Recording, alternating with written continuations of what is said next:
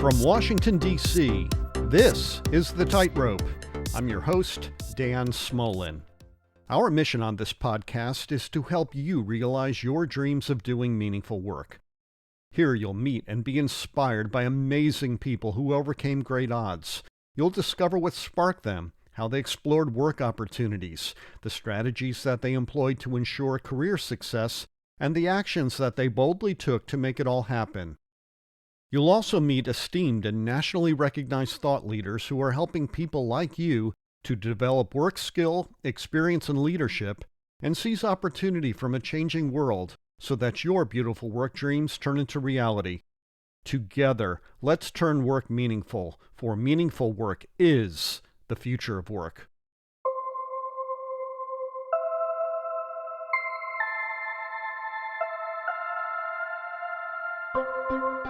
Today on the Tightrope podcast, we present another of our Between the Seasons episodes, during which we will take a step or two back from the style and format of our seasonal episodes, but also explain to you the why of what we do.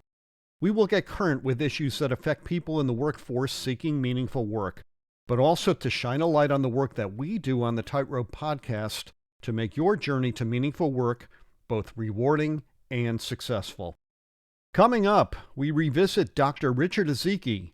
He is the Senior Policy Associate for Innovation for Inclusion with the Urban Institute in Washington, D.C., and a subject matter expert in the areas of autonomous vehicles and urban transportation. Richard's meaningful work journey is driven by a mission to bring autonomous vehicles into urban residential communities where transportation options are woefully limited. But before we get to our interview with Richard, we want to thank you for being a part of the Tightrope. We hope that you like the guests that we have featured and appreciate all the changes that we have made to our format to make your podcast experience a pleasurable yet informative one. One area where we could really use your help is in building our audience. If you enjoy the Tightrope, we ask that you tell 5 friends about us. They can subscribe to us by keywording the Tightrope podcast wherever they get podcasts. Our best promotional vehicle is you, and we truly appreciate all that you do and continue to do to help us build our listenership. Thank you. Mobility, a new term applied to the transportation industries, is finally gaining traction, and it is becoming a hot area of investment on Wall Street. In the last couple of weeks, one company, Tesla, has seen its fortunes multiply. Its stock is on a tear, trading as high as $900 a share, and some forecasters think that Tesla could, in just a few years' time, trade as high as $6,000 a share. The area of mobility is one that is about to go through a massive transformation. More vehicles will go electric, and more of us will get where we need to go using smart transportation systems. No community will benefit more than urban America. Our most urban and often poorest communities are deprived of good transportation choices. As the cost of mobility, especially electric vehicles, continues to drop, we believe that our least well-advantaged citizens will gain the transportation choices that they need to travel to and from work, school, and shopping. And when that happens, the overall quality of life will improve considerably. Our challenge on the Tightrope podcast is to help people find and do meaningful work, but we also hope to poke the bear, to get thought leaders in business, academia, and public service to rethink the role of work in society so that people doing it are productive, earn a good living, and most of all, live their dreams. So thank you all for walking the tightrope with us in 2020 and in the years to follow. Please let us know what you think of our podcast. Offer up some story ideas and potential guests, or just say hello. Send us a tweet to @DanSmolen, or pop us an email at info@dansmolen.com. We look forward to hearing from you. Here now, our conversation with Dr. Richard Ezike. We spoke to him in June 2018 in Alexandria, Virginia. So we talked in an earlier episode about transportation equity. Mm-hmm. You were actually looking at how autonomous vehicles may be a game changer, an equity creator that could potentially help less well-served urban areas. I'm wondering, for those who aren't aware, what exactly are autonomous vehicles, and how do you think this may be an option that would create equity in transportation?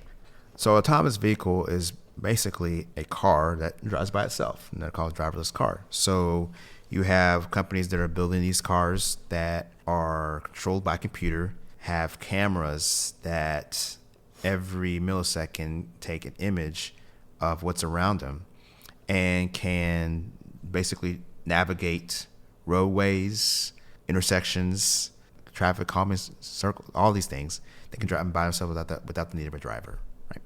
And so companies like Google, Ford, GM, Volvo, I mean, a lot car companies and tech companies are working together to build these cars. The main focus of what they talk about is safety, right? So we know that 94% of all accidents on the road are caused by human error, whether it's driving by texting, alcohol, impairment, distracted driving, and these things are causing fatalities on the roads. The number of deaths that are connected to roadway fatalities has just increased in the last 2 or 3 years. Driverless cars, we take out the driver. These cars are very more careful. They're much more safe, and they will have to be much more safer, right? Now there's still debate on that, and there's a lot of questions we have to answer, and whether are they really safe, and what are some of the things that we need to look at to make sure that they are going to be safe. And in terms of really helping a community that has been typically underserved by transit, it really depends on the implementation of the cars. So one of the things that we really encourage, I personally really encourage, is we don't want these cars to build upon the single occupancy vehicle paradigm that has kind of defined American transportation for the last 70 years. We encourage sharing. And if we can encourage sharing where we can get people out of the cars, single occupancy cars, and into carpools, multiple passenger rides, and using those cars to take people from where they are to where they need to go, and making sure that the cars are powered by clean energy, specific electric engines, then you're going to have a cleaner environment. You're going to have more accessible connections to people in these communities. And if you can do it in a cost-effective way that supplements public transit, not replaces it, and supplements it, that you're going to have much more options for people in these communities to get where they need to go. It's going to be cost-effective, so it's not going to be a major hit on their budgets, and they're going to be able to have a higher quality of life. How does it become cost-effective? It becomes cost-effective with sharing. So if you have more passengers in a ride, it's going to be less cost per consumer. It's going to be more cost-effective when it gets more ubiquitous. So you have more cars and more options. So people, if they want to find a car that takes them from one point to another, it's not going to take 20, 30 minutes to find the next cars. If there's more cars, it's going to be less. So more availability means lower cost. That's another way. Ideally, if you can match it to what we call the first mile, last mile. So maybe as you supplement public transit, which is fairly cost effective in itself right now, if you have the car going from point that it needs to be picked up to either a bus stop connection or a rail connection and making that trip, then if you're able to do that at a large enough scale, or the cost scale goes down because of the size and the number of cars out there making these first mile, last mile connections, then you'll be able to get a transportation trip that can be affordable for their average user of the system. Okay, so it's not just an AV will take you from point A to point B, your origin and your destination. It could be that it's part of a broader transportation trip. Right. Yes. So it takes me to the Metro Rail stop at Franconia, and then I go into the city and terminate wherever I need to go. Right. Come back to Franconia, and it takes me back to my home or wherever I need to go. Exactly. Yeah.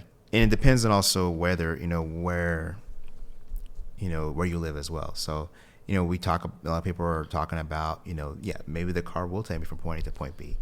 That's going to lead to a whole host of other issues, that related to sprawl and infrastructure development and all that we have to address. And because of all those extenuating factors, that could affect the overall cost of that trip, right? So I think when you're looking at, how these cars are going to impact communities, you really want to see, okay, what are the needs of the community?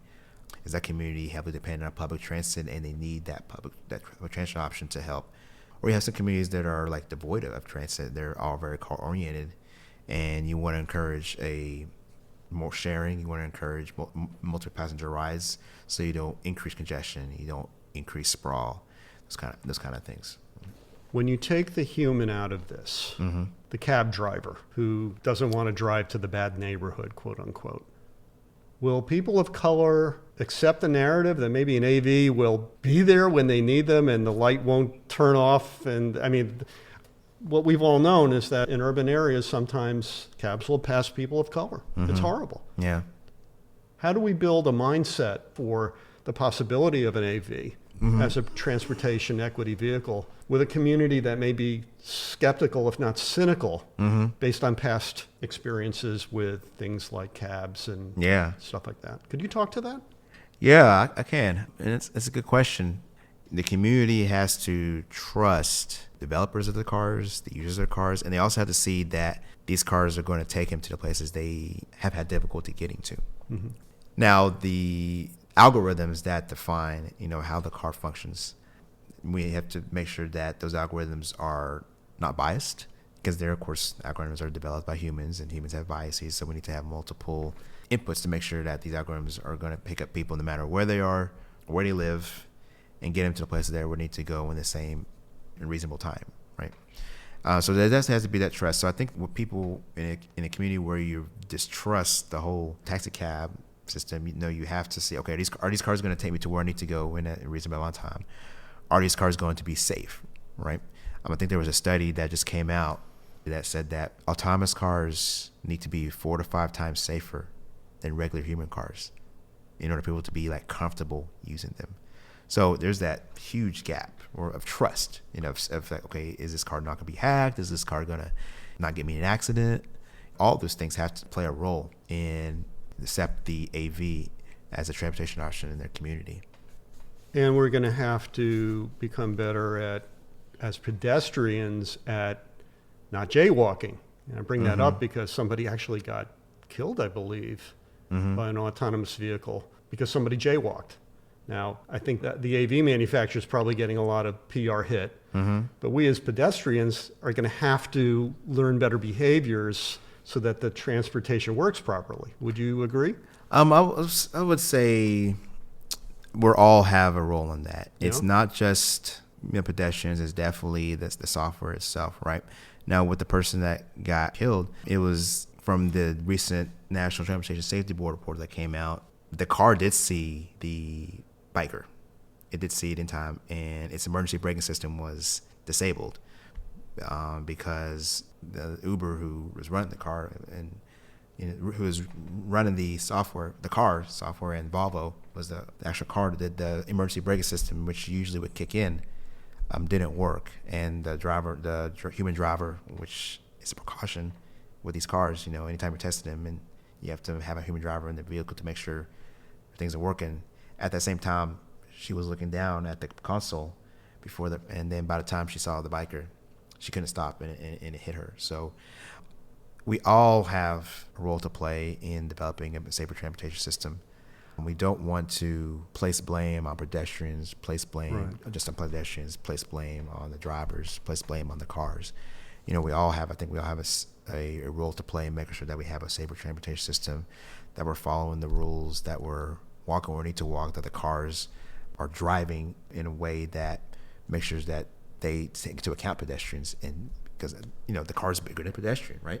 It's got to be the one that's more defensive, right? I think so. We all, I think, have a role to play in developing a safer system for all of us, so these fatalities don't happen.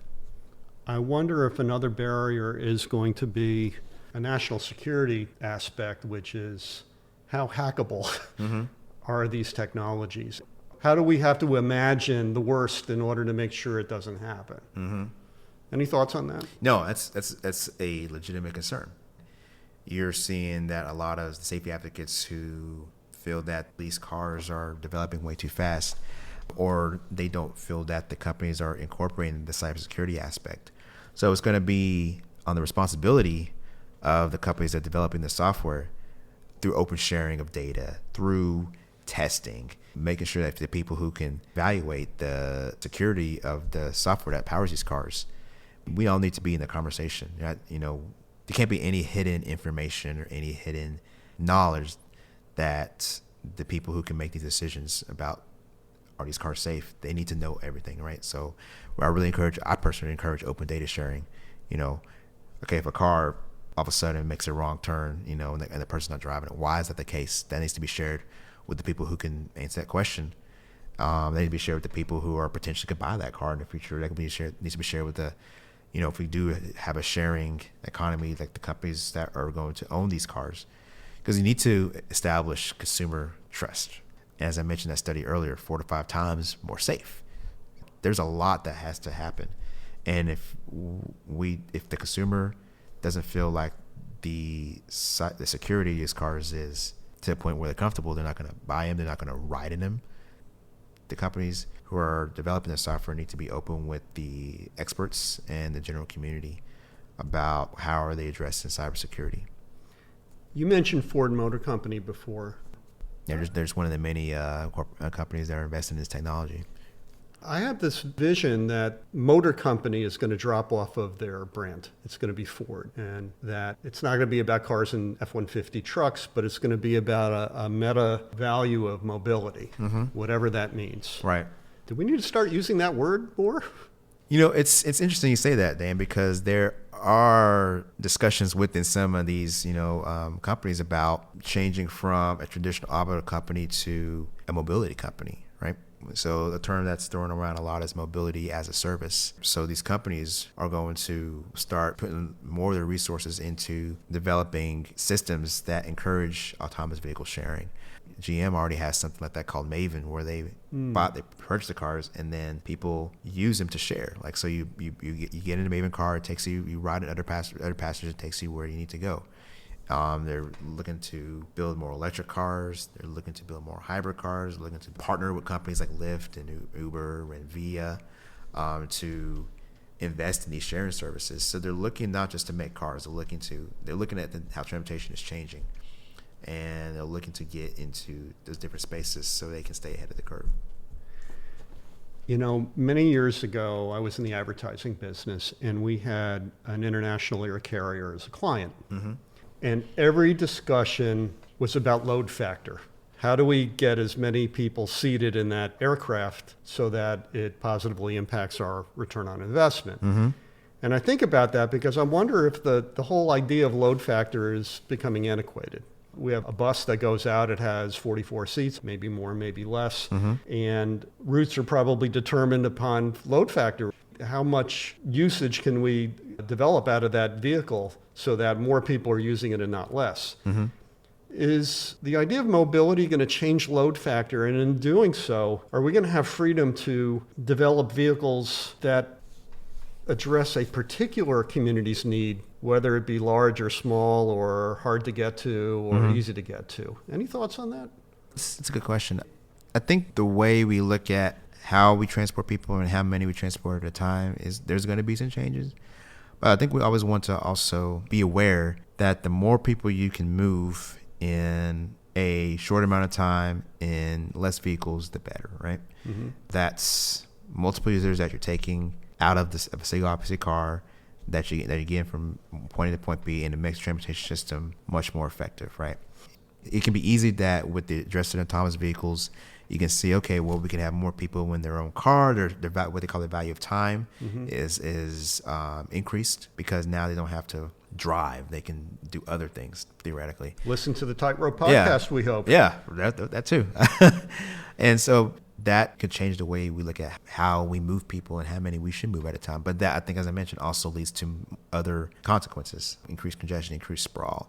So the natural inclination is to, let's just have more cars that, have 1 or 2 or 3 people, but you still have that many people, that a certain city has this many people to move, and the infrastructure is not going to change that much because it's quite expensive to build, right? So I would say that although that paradigm could change in terms of how we look at what it means to move people, there's still a lot of the current paradigm that I think we need to keep.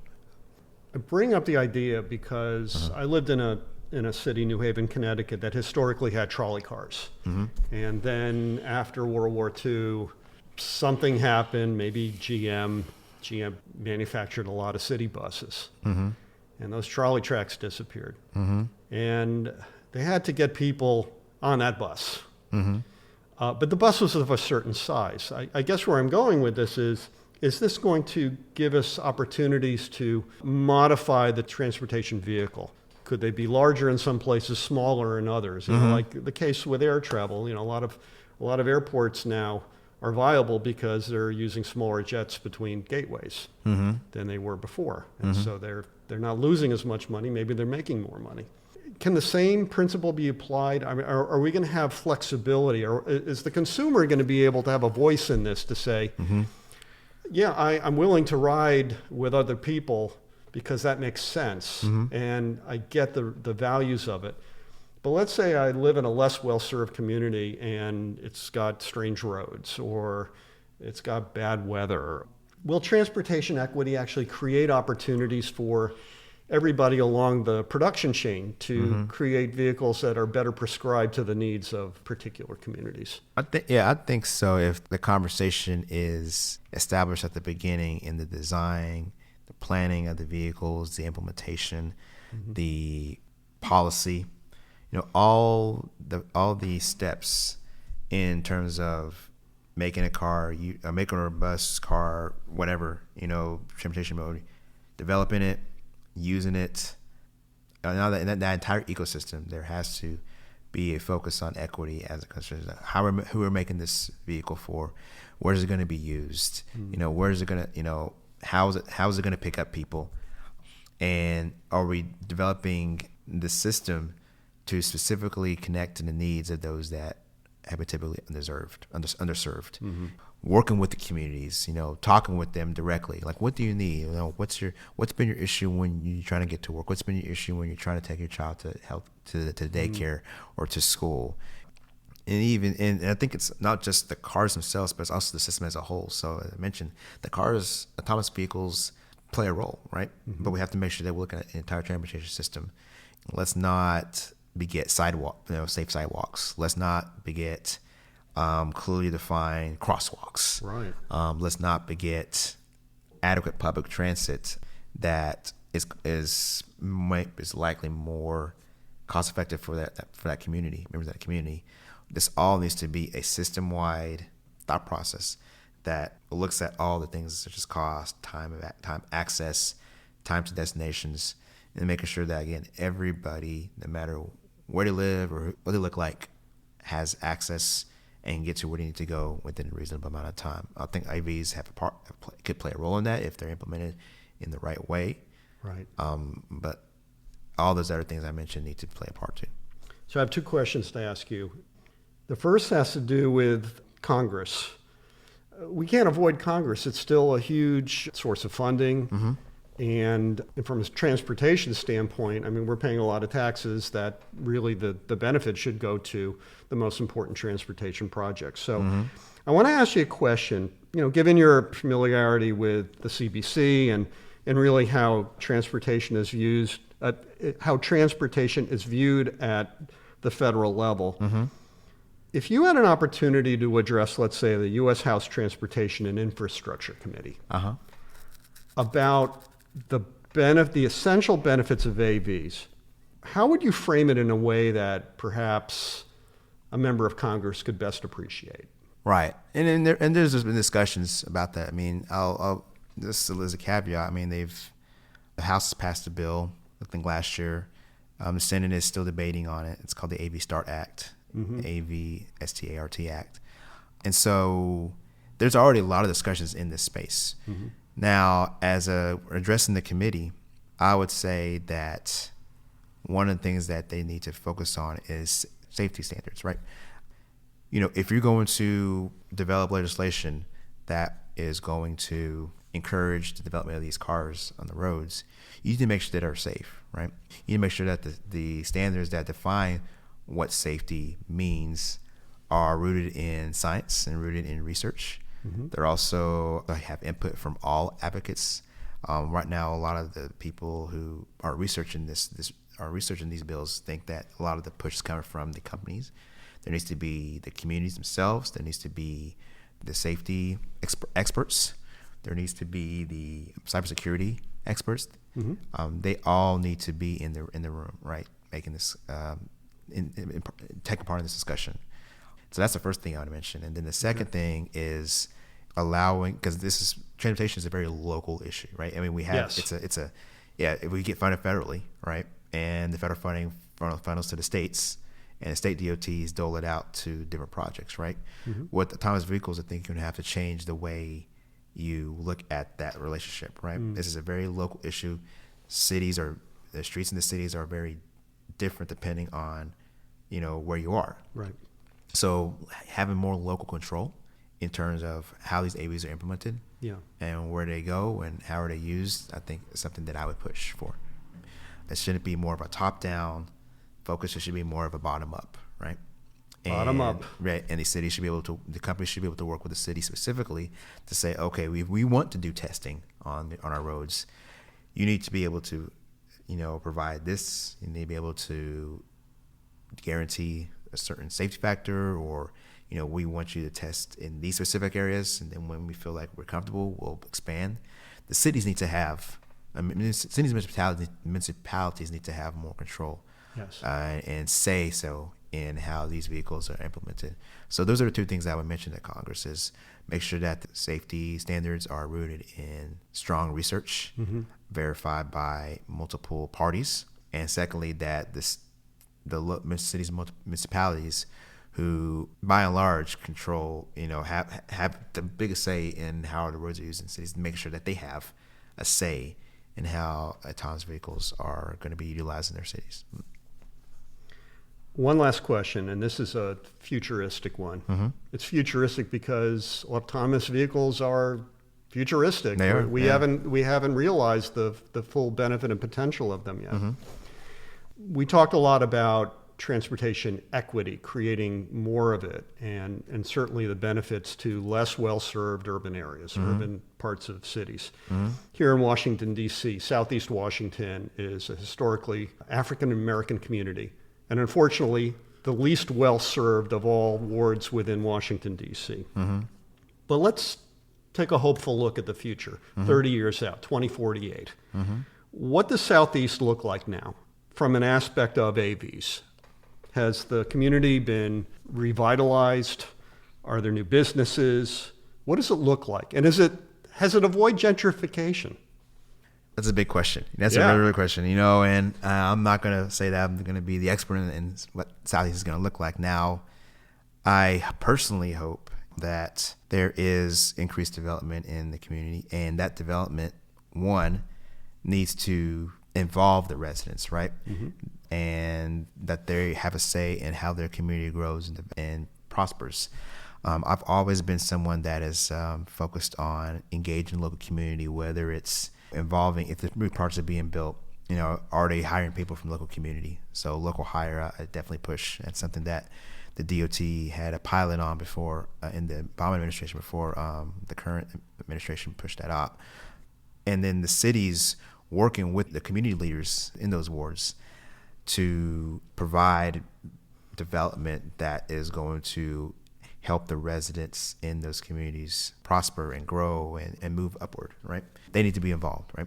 And so how AVs play into this, as I mentioned, if they're cost effective, are they going to take people from where they are for where they need to go compared to their current status? Or is it going to help reduce that commute time?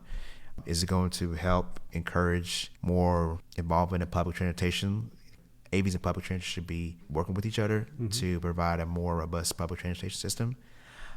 I would like to see in areas like Ward 7 and Ward 8 that the community is involved, that they are not being pushed out, but they're being revitalized. You mentioned gentrification and revitalization. There's a difference. Revitalization is helping to build the community for the residents there, and that they have a say in what that development looks like and that they're getting the benefits of that. Where gentrification always, unfortunately, seems to be connected with displacement. Right. So developers come in, build for a certain group that's not the people in the community, and through increased property values that they can't afford. Rents go up, they get pushed out because they can't afford it. The development needs to include them. It needs to help them to have access to better schools, to better job centers, to better food access and education, all these things.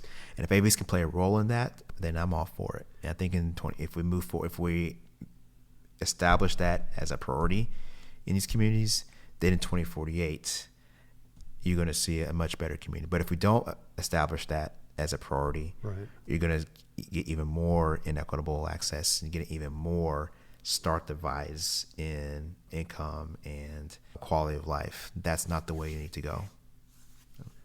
Well, this has been an incredibly interesting discussion, and I thank you for being on the Tightrope.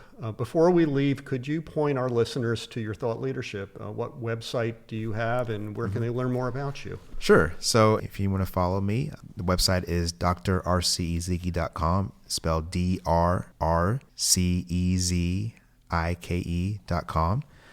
You can follow me on websites where I post a lot on issues such as the environment, transportation access, and STEM education, which are the three fields that I'm most passionate about. I'm also quite active on social media, as I mentioned, Facebook, Twitter, and Instagram. You can find me at drrcezike or Dr. Ezike on any of those platforms, and follow me. And I look forward to hearing your thoughts and comments. Please feel free to reach out. I look forward to hearing from people who listen to this podcast and just engaging them on issues that I think we all find very important. Indeed it is. And I thank you for being on the Tightrope. I'm glad to be here. Thank you, Dan. We'll get you back soon, I hope. Look forward to it.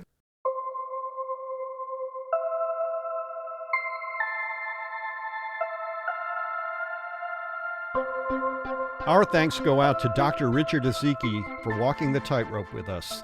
Links to his social media are included in the show notes for this episode. On the Tightrope, our success is your success. But we cannot build our community without your help and support. So if you haven't done so already, please join the Dan Smolen Experience to get our newsletter offering information, tips, and hacks to help you to succeed in doing meaningful work. To sign up, simply click the Subscribe to the Dan Smolen Experience newsletter button on our homepage at dansmolen.com. Fill out the short form, then click the subscribe button at the bottom of the page, and you'll be on your way. Also, become a regular listener of the Tightrope with Dan Smolen podcast. You can easily find current and past episodes by keywording the Tightrope podcast wherever you choose to listen. And please show your support on Facebook, Instagram, LinkedIn, and Twitter. You can locate our social media buttons at the upper right-hand corner of our web pages at dansmolen.com. From Washington, D.C., this is the Tightrope.